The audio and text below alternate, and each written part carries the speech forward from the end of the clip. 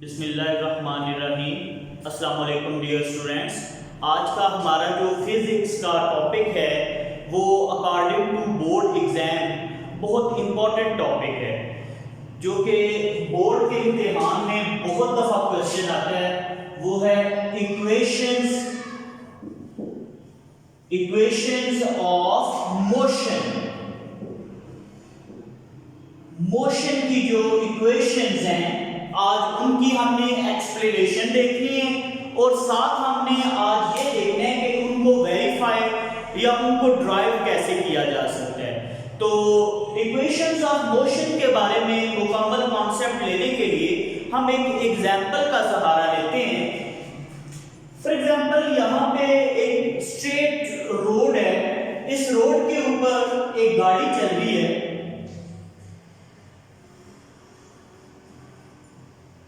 ये गाड़ी जो है पहले फर्स्ट पे इसकी इनिशियल वेलोसिटी, चूंकि ये रेस्ट पोजीशन में, इसलिए इसकी इनिशियल वेलोसिटी vi वो 0 मीटर पर सेकंड है, 0 है। इनिशियल वेलोसिटी जब कोई भी बॉडी जो है वो रेस्ट पोजीशन में हो, उसकी मूवमेंट ना हो रही हो, तो उस वक्त जो उसकी वेलोसिटी होती है वो 0 मीटर पर सेकंड होती है। कुछ देर के बाद ये गाड़ी जो है ये चलना शुरू कर देती है। ड्राइवर जो है इसका इंजन स्टार्ट करता है और जैसे ही गियर को लगाता है तो ये गाड़ी जो है वो चलना शुरू कर देती है। टी टाइम के बाद इस गाड़ी की जो वेलोसिटी बन जाती है vf, वो वेलोसिटी जो नेक्स्ट वेलोसिटी होगी उसको vf कहेंगे। वो कुछ भी हो सकती है। पहले स्टार्ट पे 1 मीटर, 2 मीटर, 3 मीटर पर सेकंड, 4, 5, 6, 10 मीटर पर सेकंड, 20 मीटर पर सेकंड। जैसे जैसे उसकी स्पीड जो है वो बढ़ती जाएगी, उसका मतलब है उसकी वेलोसिटी जो है वो बढ़ती जा रही है। तो इनिशियल वेलोसिटी चूंकि रेस्ट पोजीशन में थी, 0 थी, टाइम t के बाद, टाइम को t से रिप्रेजेंट करते हैं, उसकी वेलोसिटी जो है वो vf हो जाती है। आप जानते हैं जब भी किसी बॉडी की वेलोसिटी में तब्दीली आती है, चेंज आता है, यानी पहले वेलोसिटी 0 थी, अब कुछ भी वेलोसिटी जो है वो बढ़ के इंक्रीज हो गई है, 10 मीटर पर सेकंड हो गई है, 15 मीटर पर सेकंड हो गई है।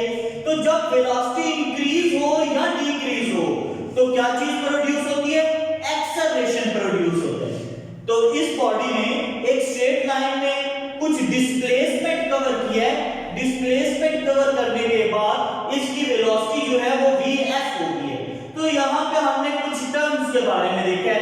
पहले नंबर पे vi यानी इनिशियल वेलोसिटी, इनिशियल वेलोसिटी यानी इब्तदाई तौर पे जो इसकी वेलोसिटी है, इनिशियल वेलोसिटी। फिर हमने दूसरे नंबर पे देखा है इसकी vf, फाइनल वेलोसिटी। फिर तीसरे नंबर पे हमने देखा है इसका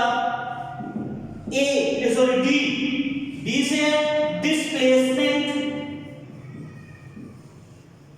फिर हमने इसका एक्सेलरेशन a से, फिर हमने इसके बाद टाइम t से।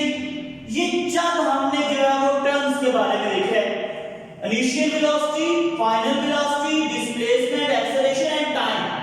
इन 5 टर्म्स के दरमियान जो रिलेशन कायम करने के लिए इक्वेशंस इस्तेमाल होती हैं उनको इक्वेशंस ऑफ मोशन कहते हैं। किन 5 चीजों के दरमियान? Initial velocity, final velocity, displacement, acceleration और टाइम। इन पांचों के दरमियान रिलेशन कायम करने के लिए जो इक्वेशंस इस्तेमाल होंगी उन इक्वेशंस को इक्वेशंस ऑफ मोशन कहेंगे। टोटल जो इक्वेशंस ऑफ मोशन है वो 3 हैं। पहली इक्वेशन, दूसरी इक्वेशन और तीसरी इक्वेशन। आज हम जो बात करेंगे वो हम फर्स्ट इक्वेशन ऑफ मोशन के बारे में देखेंगे। फर्स्ट इक्वेशन ऑफ मोशन को कैसे ड्राइव करते हैं। तो फर्स्ट इक्वेशन ऑफ मोशन के बारे में लिख लेते हैं। पहले हमने heading the first equation of motion. तो याद रखें इसमें क्वेश्चन इस तरह से आ सकता है, drive first equation of motion, ये कहा जा सकता है, या फिर दूसरे नंबर पे ये कहा जा सकता है drive vf is equal to vi plus at। vf is equal to vi plus at is the statement of first equation of motion। तो दोनों तरह से क्वेश्चन जो है वो आपसे पूछा जा सकता है।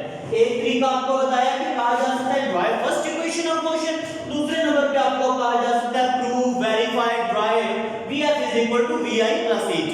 तो फर्स्ट इक्वेशन ऑफ मोशन को ड्राइव करने के लिए हम लिखते हैं consider there is an object which is at rest position, and at rest position its velocity is 0 meter per second. After some time, after covering time t and covering displacement d, its velocity become vf and a acceleration is produced.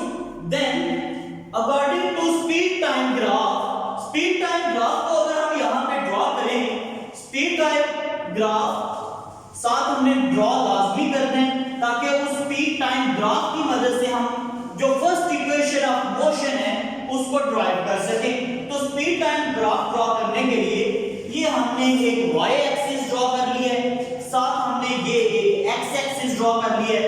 Horizontal line जो है वो x axis को represent करती है, जबकि जो vertical line होती है वो y एक्सिस को रिप्रेजेंट करती है।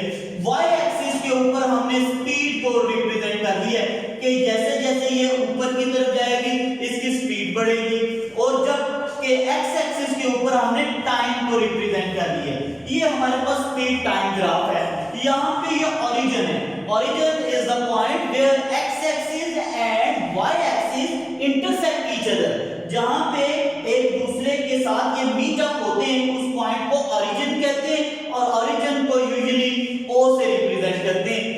यहाँ पे जो वेलोसिटी है और टाइम है दोनों एक दूसरे के लिहाज से जीरो है। जैसे ये थोड़ा सा ऊपर हम जाएंगे, यहाँ पे इसकी वेलोसिटी vi हम शो करते हैं कि यहाँ पे इसकी वेलोसिटी इनिशियल वेलोसिटी है vi, यानी यहाँ से लेके यहाँ तक ये सारी जो वेलोसिटी है ये किस चीज को रिप्रेजेंट करेगी, ये vi को रिप्रेजेंट करेगी।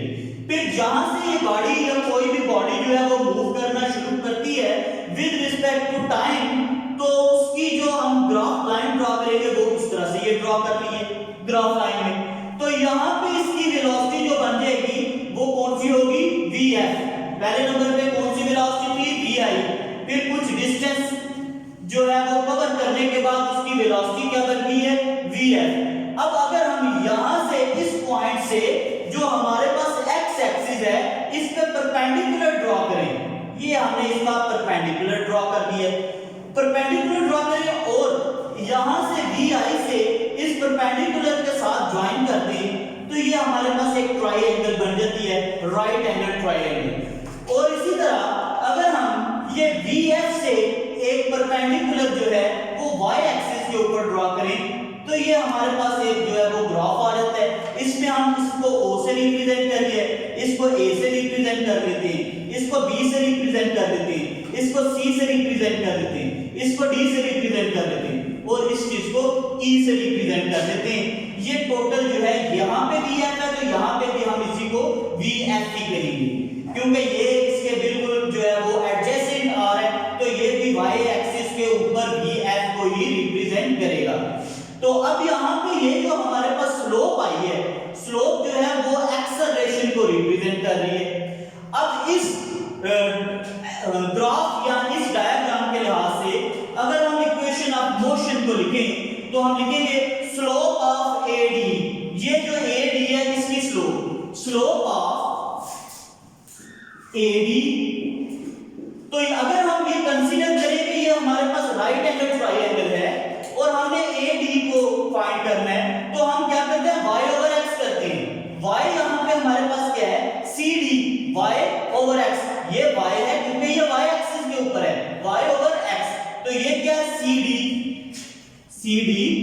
ओवर x, x हमारे पास क्या है, AC लिख लिया हमने, ये हमारे पास y, इसको CD लिख लिया, और ये हमारे पास AC है क्योंकि हम स्लोप ऑफ AD की वैल्यू फाइंड करने हैं। तो अब हम क्या करेंगे, CD की वैल्यू देखते हैं। CD की वैल्यू मालूम करने के लिए हम क्या करेंगे, ये टोटल हमारे पास DB है, टोटल DB है, इसमें से BC को माइनस कर देंगे, बाकी हमारे पास CD रह जाएगा। इसकी एग्जांपल इस तरह से है कि ये टोटल फॉर एग्जांपल लेंथ जो है, अगर हम इसको कंसीडर करें कि ये टोटल लेंथ 10 सेंटीमीटर है और यहां से लेके यहां तक जो लेंथ है ये 4 सेंटीमीटर है, इसकी वैल्यू हमने फाइंड करनी है, CD की वैल्यू हमने फाइंड करनी है। तो टोटल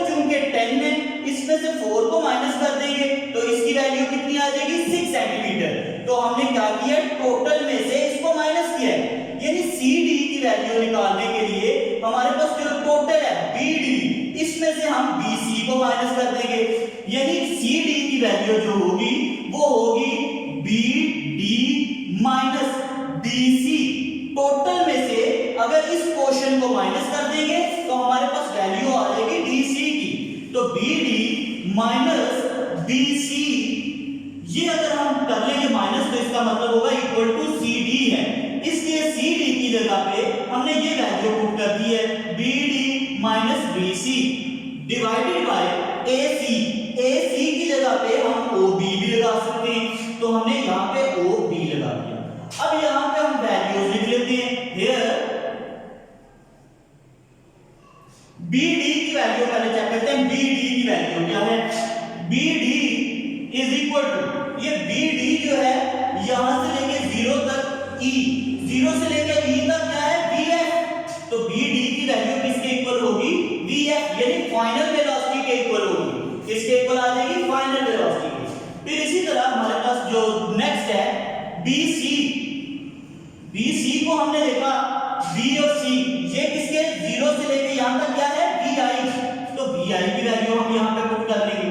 फिर OB हमारे पास, OB किसके इक्वल है, टाइम के, तो OB के लिए हमने लिख लिया ये किसके इक्वल है, टाइम के। अब इन वैल्यूज को इस इक्वेशन में पुट कर लेते हैं। स्लोप ऑफ AD जो है, AD को किससे रिप्रेजेंट किया, एक्सेलरेशन से, तो यहां पे हम वो एक्सेलरेशन लगा लेंगे। तो अब ये तमाम वैल्यूज इसमें पुट करते हैं। जब वैल्यूज को इसमें पुट करेंगे तो हमारे पास आएगा A is equal to BD की जगह पे हमने लगा दिया VF, फिर माइनस का साइन, BC की जगह पे हमने लगा दिया VI, ओवर OB की जगह पे हमने लगा दिया T। तो ये हमारे पास एक इक्वेशन बन गई। अगर T को हम इस साइड पे लेके आए तो ये आ जाएगी AD is equal to VF minus VI। फिर अगर हम इसको मजीद रीअरेंज करें, VI को इस साइड पे ले जाएं तो ये प्लस की हो जाएगी, यानी VF is equal to VI plus AT। इस सारी इक्वेशन को रीअरेंज करके हम जो कंक्लूजन है वो निकाल सकते हैं। तो ये हमारे पास, इसको हम कहेंगे this one is the first equation of motion, that is VF is equal to VI plus A and T। A और T का जब हम प्रोडक्ट कर लें, A और T का प्रोडक्ट और इनिशियल वेलोसिटी का सम, वो किसके इक्वल होगा, फाइनल वेलोसिटी के। ये हमारे पास जो है वो फर्स्ट इक्वेशन है, और ये फर्स्ट इक्वेशन को वेरीफाई करने का तरीका है। जैसा कि आपको स्टार्ट पे मैंने बताया है कि ये जो इक्वेशंस ऑफ मोशन वाला क्वेश्चन है, ये अकॉर्डिंग टू अगर हम बोर्ड एग्जाम देखें तो उसके लिए बहुत इंपॉर्टेंट क्वेश्चन है। तो इस वजह से इसकी प्रिपरेशन जो है वो बहुत अच्छे तरीके से करनी है। प्रिपरेशन करने के लिए आप एक राइट साइड पे पेज की ग्राफ ड्रा करेंगे और साथ ये सारी वेरिफिकेशन लिखेंगे। तो आपका काम क्या है, अगर आपको ये मुकम्मल तौर पे समझ आ गई है तो आप लाइक का बटन प्रेस करेंगे, और इसके अलावा सिर्फ इक्वेशन की स्टेटमेंट जो है जिसको समझ आ जाती है, इक्वेशन की statement that is VF is equal to VI plus AT, इसको आप कमेंट में लिखेंगे। Thank you so much. कल हम इंशाल्लाह जो सेकंड इक्वेशन है और थर्ड इक्वेशन ऑफ मोशन है उसकी जो है डेरिवेशन उसकी बात करेंगे। अल्लाह हाफिज।